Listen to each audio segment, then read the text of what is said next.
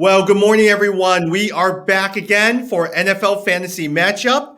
And we have Jed Lamb over in Chicago and Jimmy over in Phoenix. Welcome, everyone. Good morning. Morning. Well, training camp has started, and baseball deadline is today. We had the NBA draft. We're going to talk a little bit about that. We're going to talk about the trade of Anthony Rizzo. We're going to talk about the White Sox, all of that stuff. But before we do, let's start off with some news and notes from NFL training camp. So, Jed, I'm going to start with you as well, too. Here's the thing. Aaron Rodgers had his first press conference, over 30 minutes of him expressing whatever he wanted to do. To talk about he was unhappy with Jordy Nelson's release. He was unhappy with the Randall Cobb trade. He was unhappy about everyone. What do you think is going to happen? Do you think he's going to have a good year in this last and final year of this rework contract that Aaron Rodgers will have? He could. It could be one of those storylines where it's like the locker room rallies around him to kind of say, screw it, screw management, we'll work together. I wouldn't be surprised. I mean, I was shocked to that. I thought he was gone, and maybe in hindsight, this was really his only option. He didn't have that much leverage, but you're right. He named off 12 former players who he was mad that they had released. So he clearly had an axe to grind. But it's interesting. I mean, think about it. If you're a teammate of his, are you really mad at that? If anything, you maybe are just like, yeah, I get it. I agree with you. I don't think that messes up the team chemistry as much as you might think. Yeah. Jim? From a fantasy standpoint, though, it really helps Aaron Jones and Devontae Adams, right? Devontae is now back up from where he was slated when no one really knew where Aaron was going. And actually, I think that, honestly, I would roll the dice on Aaron because you're right. This is essentially their last dance. Rodgers is going to want to prove himself. Yeah, I think the other thing, though, for me is this puts a little bit of question mark into Jordan Love, because you got to think that if Jordan Love was a little bit further along, maybe they would have traded him. But now it's like, if he wasn't, okay, we got no option. We got to get this guy back in. Yeah, with Aaron Rodgers, I really believe that he has something to prove, right? So he's working for his next contract, that last and final contract with the team. After this season, he essentially determines, hey, if I want to play there, you're going to have to trade me there. And so he's going to have to do his best to play a good season as well, too. Jim, let me ask you, the Green Bay Packers general manager said that Randall Cobb was brought back from the Houston Texans because Aaron Rodgers wanted him. Mm-hmm. They've been looking for that second wide receiver for the longest time. Scantling has not been doing very well. Do you have any hope for Randall Cobb?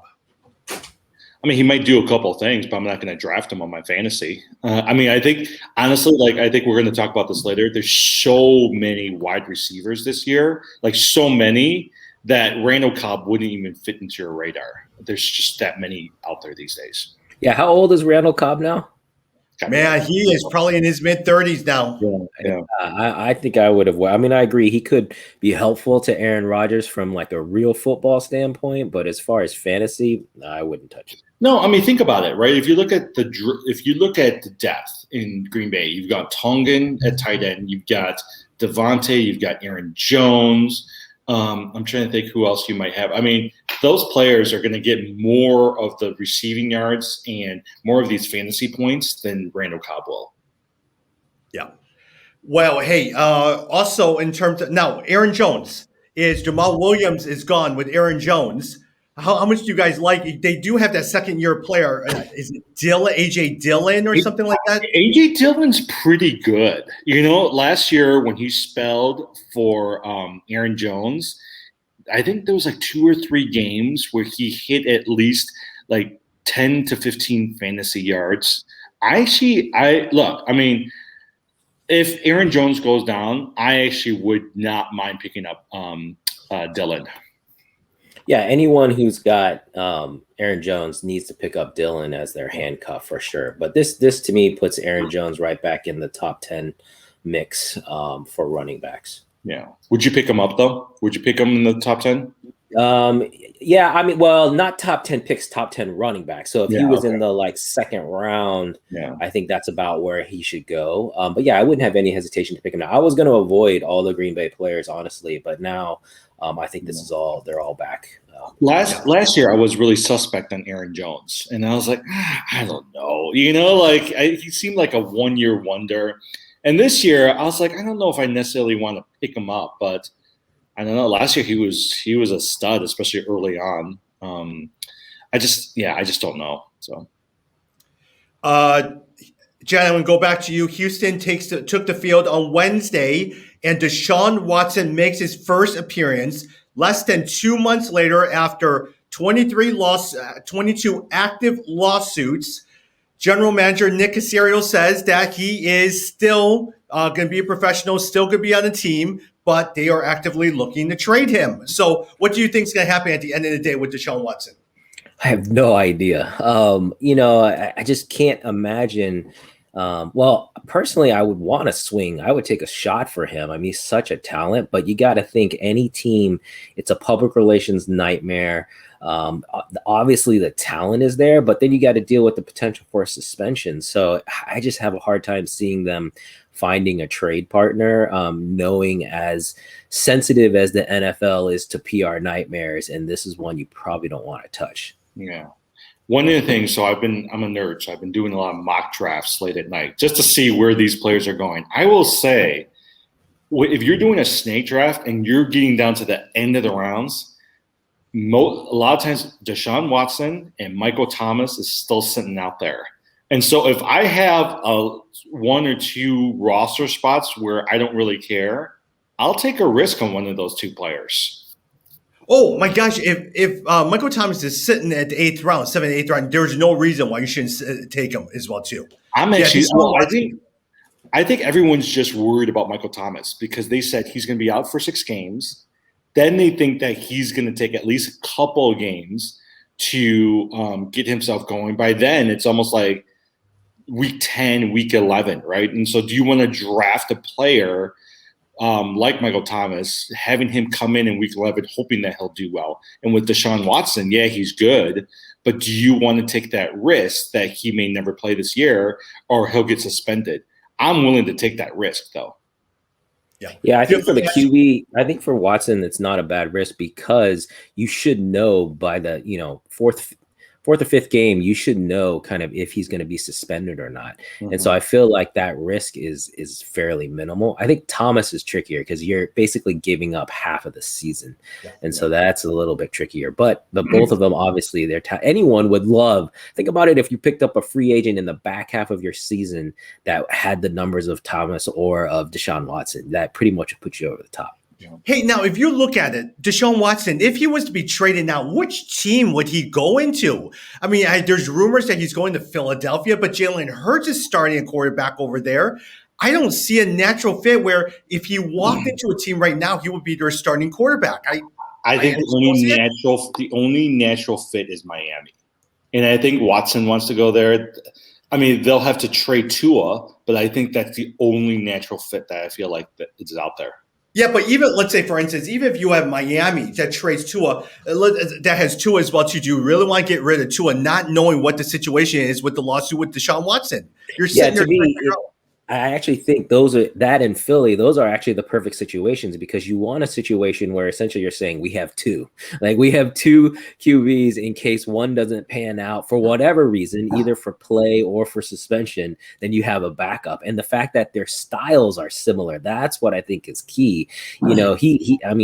Hurts essentially wants to become what Deshaun Watson is. And so if he can do, that's kind of an interesting dynamic. I think both those teams, it wouldn't be a bad move at all. Hey, watch a team like New England come up and sweep him. I could see something like that. But think about it. If you're Houston, you want a quarterback back. Whether it's Tua or whether it's Hurts, you want something back because you're not just going to give up Watson, even though they really want to get rid of him right now. Sorry about that. All right, Jim, let me go over to you. Dak Prescott, according to Mike McCarthy on his radio program, says that Dak Prescott's shoulder injury is minor. What do you think about that? Is he a quarterback you're going to target in the early rounds? I was. Now I'm not really sure if I am or not. If you were looking at the quarterbacks, it was going to be a Mahomes. It was going to be Josh Allen is going really high, Kyler Murray. Surprisingly, even Lamar Jackson is going really high. Dak Prescott was going to be the 4th or 5th, right? But now, given what happened last year, given some of the injuries that's coming out this year, I actually still think he might be a decent, but I'm not going to risk it by going so high. I mean, I'm going to go after a Justin Herbert before I'm going to go after a Dak Prescott. Yeah, I agree with that. I think his stock has dropped because that shoulder injury too was his throwing arm too. So it wasn't just any shoulder injury. It definitely scared me off. I agree. He's still a top 10 quarterback. So if for some reason, just like we said with the Michael Thomas and Deshaun Watson, if he's dropping down to the 7th, 8th, 9th round, that's not a bad roll of the dice. I might take it on, around there. Aaron Rodgers or Dak Prescott? Oh, at this point, I would definitely take Rodgers. Oh, yeah.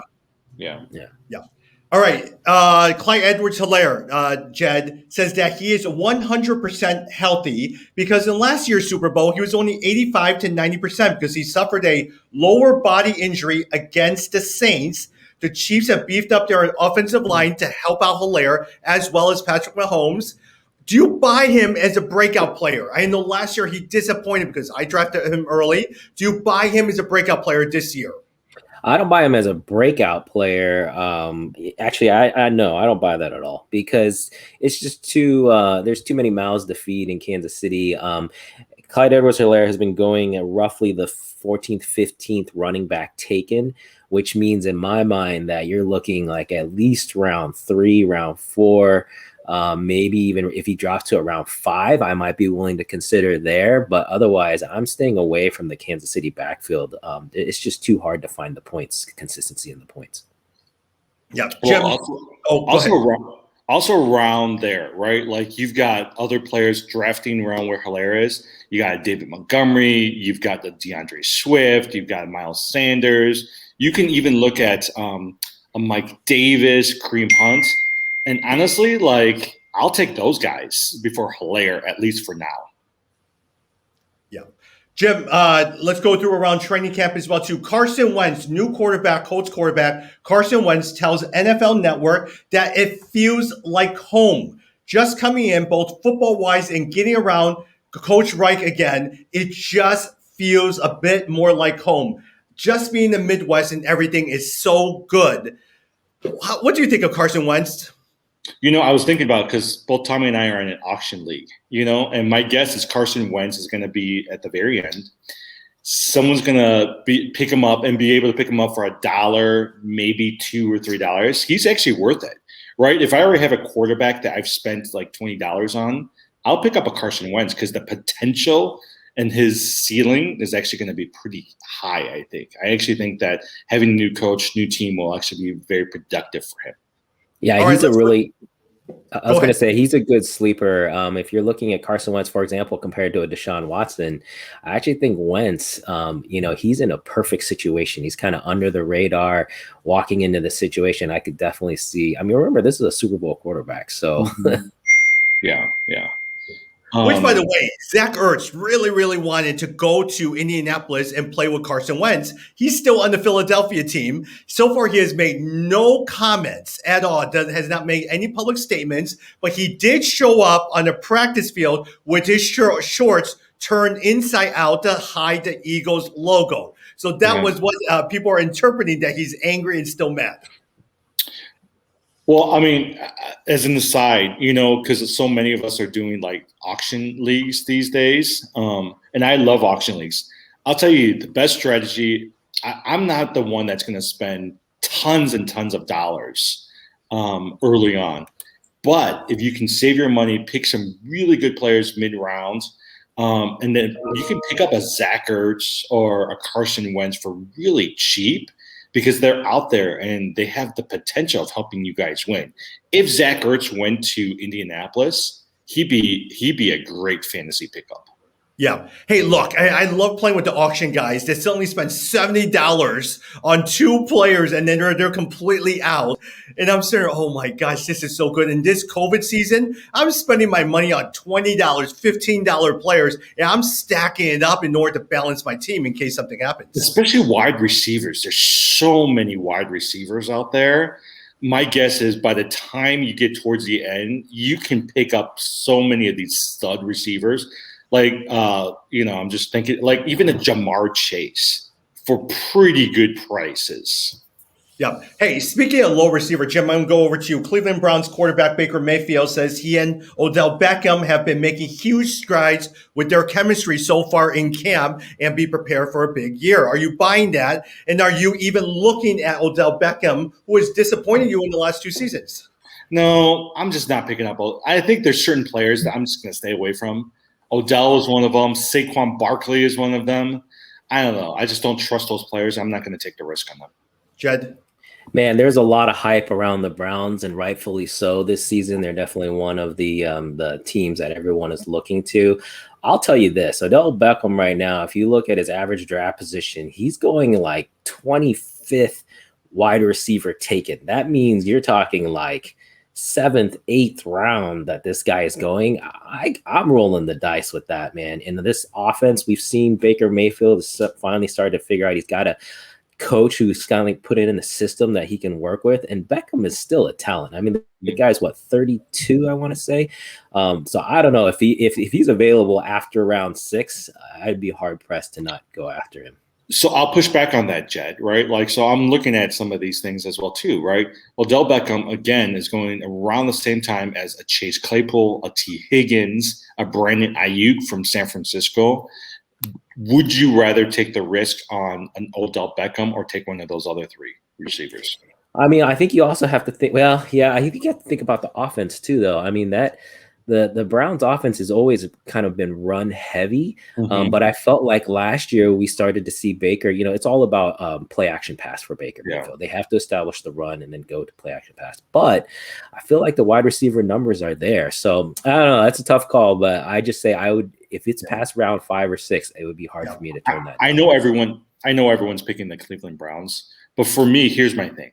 One bad game, you've lost Odell, because they're just going to blow up on themselves. And that's why I just don't trust the Browns, because if you get 1, 2, or even 3 games, I think that team has the high potential of dismantling and destroying themselves. Well, I'm big on the fact that a lot of times we're going to play with players who just remember Odell from the New York Giant days, and they're just going to pick him very, very high. So I'm hoping that will happen as well, too. Jed, let me just go with you, and then let's talk wide receivers as we wrap up on training camp news. Taysom Hill going to New Orleans, got the first turn of training camp as New Orleans starting quarterback. And then later on, Jameis Winston plays with the second team. But at the same time, Jameis Winston showed more zip. He showed more long throws. What do you think is going to happen at the end of the day? I think it's got to be Jameis Winston. To me, Taysom Hill, I mean, great for the situation they put him in, over these past 2 seasons. I don't know. He didn't look like a starting quarterback when he had to play this. What was it, 2 games or 3 games that he played where he played the entire game? I mean, you saw their offense was really, they couldn't open the whole playbook. They had to have a truncated version of the offense, which in the NFL works for 1 or 2 games, and then all the defensive coordinators figure you out. So I feel like it's got to be a Winston at the end of the day, and Taysom Hill comes in relief. Who is the wide receiver for the Saints? I mean, if Thomas is not there, I don't even know who the wide receivers are. You guys know? After Thomas, let's see who comes. Actually, not off the top of my head. No. Not off the top of my head. Let's look as well too, but let me switch gears over to wide receivers as one of us look as well too, because we are running out of time here. Hey, there's an article in NFL over on ESPN in which it says ranking the NFL's top 10 wide receivers for 2021. Executive, coaches, players make their pick, in which ESPN interviewed 50 of these executives. Here's the first 5. I love your comments on it. Number 1, Devontae Adams. Number 2, DeAndre Hopkins. Not a surprise. Number 3, Stephon Diggs. Number 4, Tyreek Hill. Number 5, Julio Jones. What do you guys think? I think, to be honest, I think Julio Jones is a little bit high. I mean, I like DK Metcalf and I like Justin Jefferson. Depending on how healthy Dak is, I actually would put CeeDee Lamb a little bit high. as well too. But there are a lot of wide receivers out there. For me too, it's also looking at draft value. But I do think that Julio is a little high for that list. What was the question it was asked? It was the top wide receivers by production, or by what was the question they asked him? Let me see. Go ahead. Give me 1 minute here. I mean, I think we were talking about this earlier too, Jed. Like, what is the thing that you look for when you're drafting these guys, right? Like, and so for me, it's all about draft value. Because when you're getting to some of these rounds, like the earlier rounds, I think everyone kind of knows who everyone's going to take. But it's when you get to the 3rd to maybe the 8th round, that's the question is, can you get some really good draft value out of these wide receivers? Yeah, because I agree with you. Julio's, if we're looking at pure production from an individual standpoint, especially in Tennessee, right, it's got to go down. I mean, he's going to have to share time with A.J. Brown. Like, there's just not as much of the ball to go around. But as far as like his impact on the football field, he could be top 5 there, because I mean, basically you have no one you can double cover in Tennessee, which is pretty amazing. It's going to be fun to watch what happens there, because if Julio is even 80-85% of what he's been, that's going to be a tough offensive to stop. Mm-hmm. Jed, they just ranked them just by overall production by position. That's surprising then. I agree. He shouldn't be top 5 because his production is going to go down this season for sure. I mean, if you look in fantasy, he's outside of the top 10. So, and I think that's right. I don't think he should be in the top 10 wide receivers fantasy wise. So I'm surprised. I think they're probably just going on his past production. Do you guys know his nickname is Waffle House? Cool. Really? Yeah. You know why? Because he hangs out the Waffle Houses so much? No, because he's always open. Oh, that's funny. Hey, with the New Orleans, there are 2 starting wide receivers with Michael Thomas out, Marquez Galloway and Jawan Johnson. Names that probably a lot of people are not familiar with. Yeah, I don't think I'd be picking up any of those guys, which again, to me, Alvin Kamara, look out, man. I think Alvin Kamara, they're going to involve him even more in the passing game. That's going to be a focal point. So I wouldn't be surprised if Kamara gets a lot more ball time this year. All right, wide receivers. Let's go through 6 to 10. Let me get your thoughts. Number 6, Keenan Allen. Number 7, surprisingly, Mike Evans. Number 8, and this was actually before Michael Thomas, and now he's been injured, so probably. Then number 9, DK Metcalf. Number 10, A.J. Brown. I really like DK Metcalf.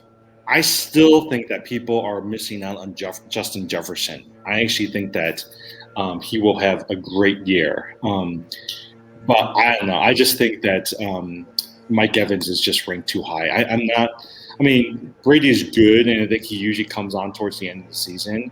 But I just don't know about the production from a fantasy perspective for Mike Evans. Yeah, the other person they're missing is Calvin Ridley. I mean, Calvin Ridley, he should be top 5. So the fact that he's not even top 10, if I'm a coach, I'm telling Calvin Ridley, you didn't get picked in the top 10 wide receivers because that's ridiculous. Like you could make an argument that he's the 4th or even 3rd best wide receiver in fantasy. So I'm a little bit surprised at that. I mean, do you guys remember? Go ahead. Oh, contrast that. I'm looking at another one with Sporting News. Look at this is how Sporting News ranked them. They ranked number 1, Tyreek Hill. Number 2, Devontae Adams. Number 3, DeAndre Hopkins. 4, Stephon Diggs, right? 5, DK Metcalf. 6, Calvin Ridley. And 7, Allen Robinson. And 8, Justin Jefferson. I would disagree with Allen Robinson, but at the same time, I like this list a lot better than the one that ESPN picked. I do too, yeah.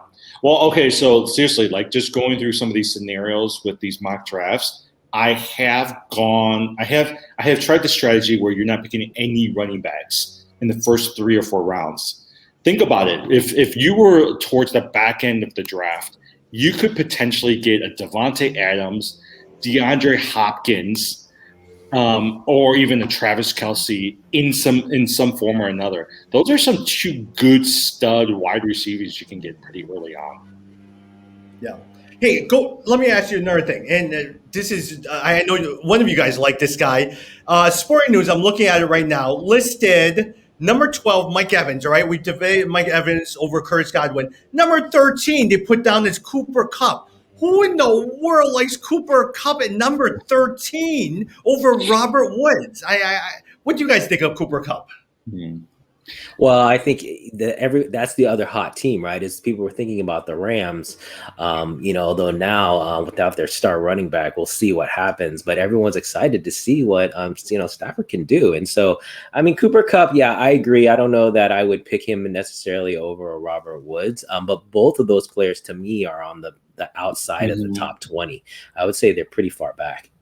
I've actually been seeing Cooper Kupp rise, but I've also seen Terry McLaurin from Washington rise pretty high too. Part of it, I think, is just Fitzpatrick, because he throws so much. But yeah, and Washington. So we were talking about hot teams. The Browns, Washington is definitely one of the other ones, right? Mm-hmm. That defense is probably like top 3, and then you look at that offense now with Fitzpatrick. You feel like, boy, they could string together some points. All of a sudden, Washington becomes a strong contender. But he's going higher than them. I love the Sporting News list. The one receiver that has really, really dropped compared to last year, Adam Thielen, is completely dropping. On this list, he's number 26 in wide receivers. Well, because they have him behind Justin Jefferson. Top 10. Yeah, because they have him behind. Yeah, because of Justin Jefferson. They have him as a number 2. I really like the Vikings, though, this year. I think the Vikings could sneak away in their division. Even though Aaron Rodgers is back now, I think the Vikings could sneak in there and win it. Yeah.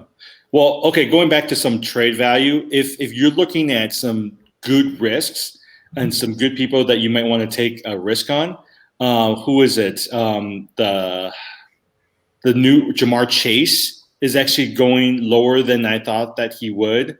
Tyler Boyd, T. Higgins, Jalen Waddle. You've got some decent receivers that you can get towards the later rounds that you can pick up. I think Jamar Chase is actually going to have a great year. Look, I really have high hopes for DJ Chark, all right? In training camp, he put on 13 pounds of additional muscle. He knew he had a terrible year. His coach now has challenged him to be a better wide receiver. Don't sleep on DJ Chark. I think he's going to be pretty good. Tom, are you going to go after Kenny Galladay this year? Yeah. Really? Too many receivers. I'm just not a Kenny Galladay guy. Too many receivers. Yeah, I think the 49ers are very interesting. That's a team where you feel like last year they got really killed by injuries. And now that they have everyone back, it'd be interesting to see, do they just jump right back to being that strong contender? It'll be interesting to see, what plays out there. But I don't know. I feel like that whole quarterback situation, that's the key they got to figure out. Yeah. This year, what I'm really looking at, I always like Robert Woods. I actually think that he'll be great. I actually think you can get DK Metcalf, Justin Jefferson, Calvin Ridley. I think those are the ones that if I can really go after them, even from an auction perspective, I'm going to try hard going after those players. Yeah.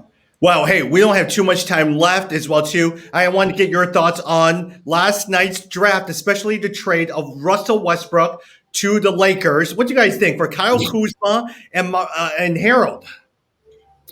Oh, I thought that was a great trade. I mean, I thought that worked out. Although I will say, because the speculation was that the Lakers were going after Buddy Hield.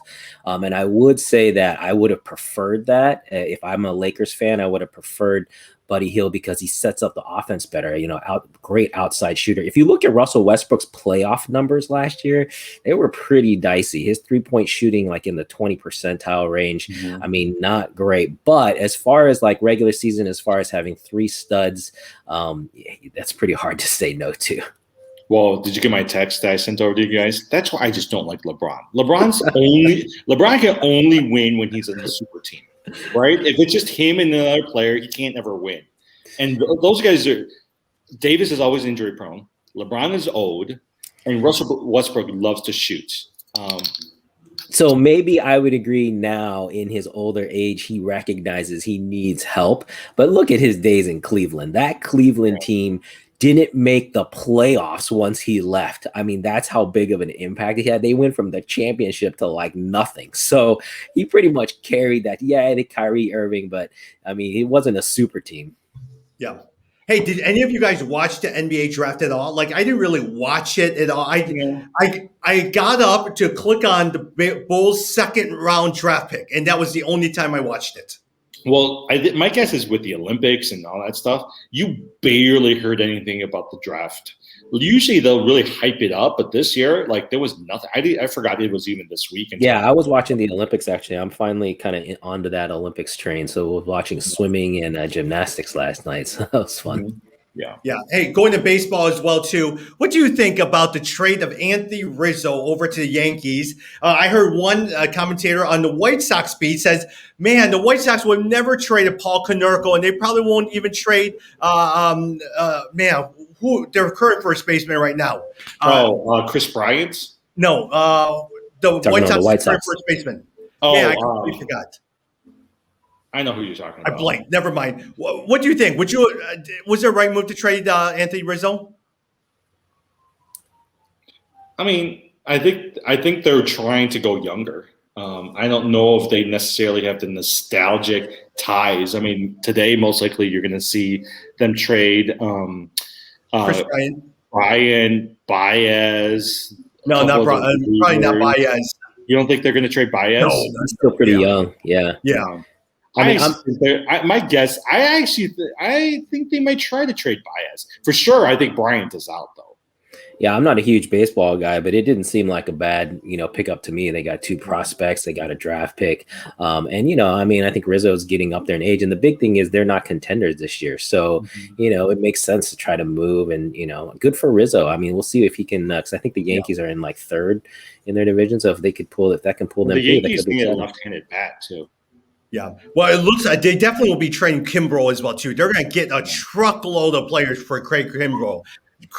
Chris Bryant, they probably won't get a lot. The rumors have it there he's going to the Mets as well, too.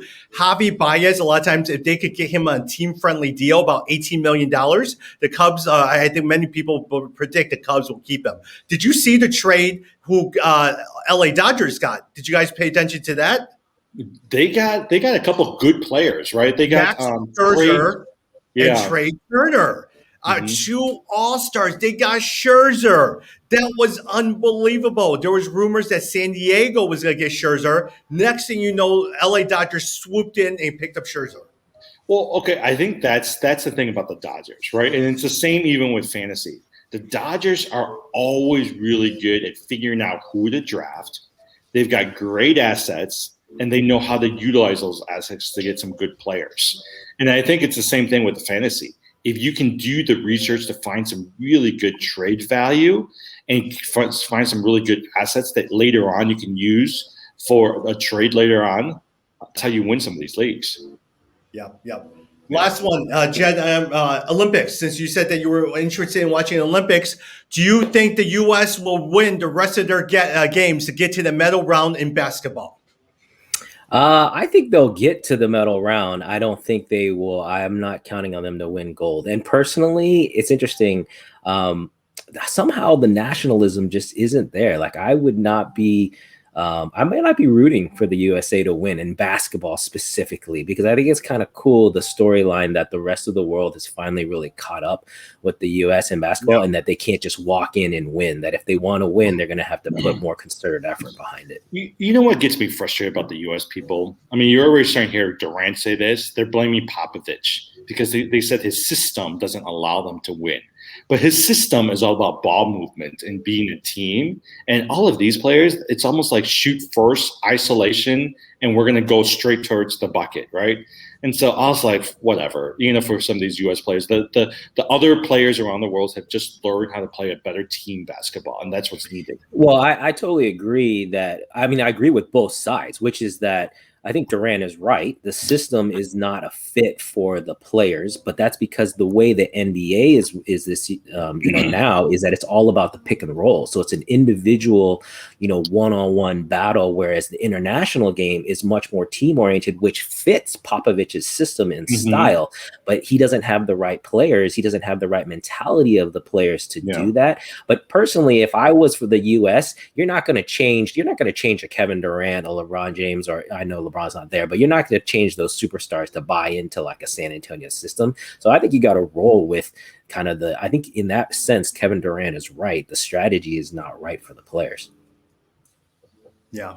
Well, looking forward to it. And anything else in terms of news and notes you want to talk about for this weekend, football, sports, or anything else? No, I'm just looking forward to the drafts. I think people are starting to, your league should be starting up. You should be getting some notices about drafts. We're going to be doing a mock draft soon, so we'll be coming back to chat about that. But it's crept up on us quick. This summer is almost over. Back to school sales are coming back, so get ready for your drafts and hopefully tune in.